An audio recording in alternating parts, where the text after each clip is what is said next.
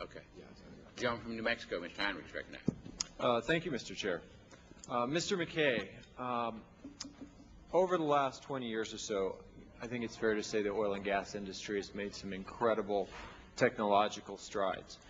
And, you know, when you think about the fact that you can start a well a mile beneath the surface of the ocean and literally drill miles into the Earth's crust, I don't think anyone can say that's not an incredible feat of human ingenuity.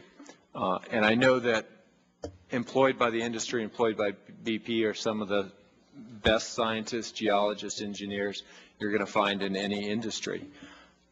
Unfortunately, I think what we're learning right now is that that kind of ingenuity was devoted mostly to building technologies to allow drilling in tougher and tougher environments, deeper wells, more challenging coastal infrastructure, and not devoted to the kind of technologies to deal with these kinds of accidents in those tough environments.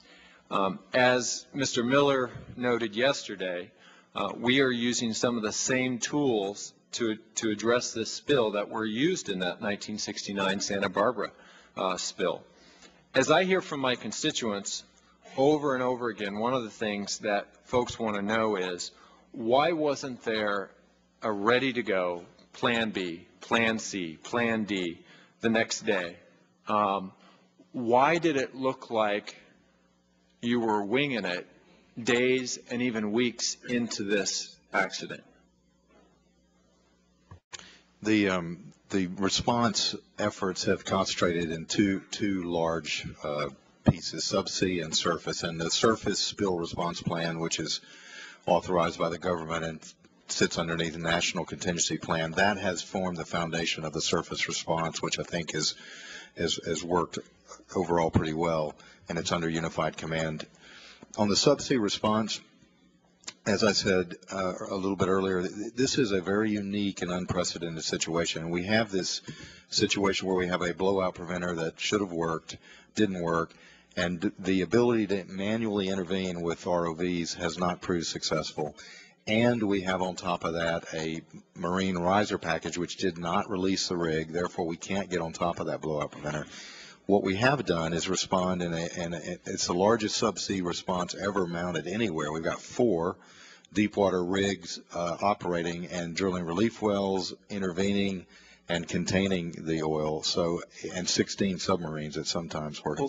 Well, and I appreciate the quantity of the resources there, but given the fact that a deep water blowout like this is certainly a possibility and now a reality, how come you had never tested these technologies, the top hat response, and some of these other approaches in that deep water? And I believe from your own testimony, you note that these proposed strategies to get the well under control have never been tested at this depth before. Shouldn't we be doing some of these things ahead of time so that we know how things are going to respond in these conditions?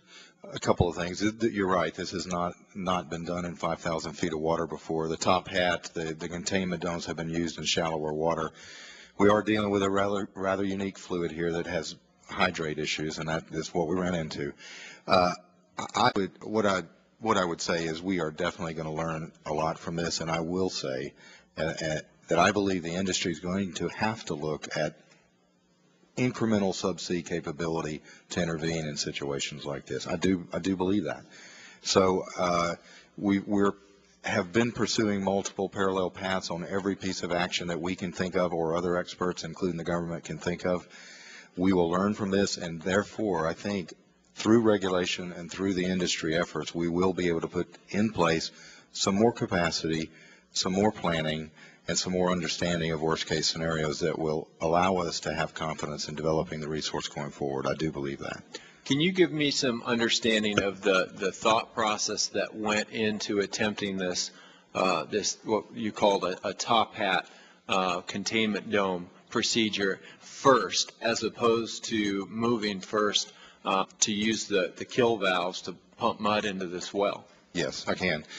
The top hat was a technology that's been successful in shallow water. It's been used, and it was available and ready to go. So we knew we may have hydrate problems. We thought that was worth. When you say it was ready to go, you didn't have one state. We did You had have to build it, right? No, we did actually have the You had copy. one. We had to amend it and Okay. and change it a bit for this, but we Gotcha. had it. Secondly, on the top kill, we have been concerned from day one that we didn't know where effectively the choke on this was occurring. Was it in the kinked riser? Was it in the blowout preventer? Was it downhole? Therefore, we've not been able to do a top kill until we were able to diagnose with inside the blowout preventer what was happening to the degree we could. And that's what's, not only did we try to get the blowout preventer closed, we were trying to diagnose and rebuild parts of the blowout preventer. That's why the top kill took as long as it did to get set up. Mr. Chair.